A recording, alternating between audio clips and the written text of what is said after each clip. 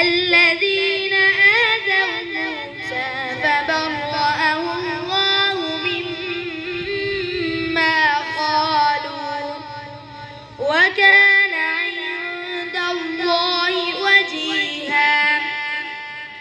يا أيها الذين آمنوا اتقوا الله وقولوا قولا سديدا يصلح لكم أعمالكم ويغفر لكم ذنوبكم ومن يطع الله ورسوله فقد فاز فوزا عظيما.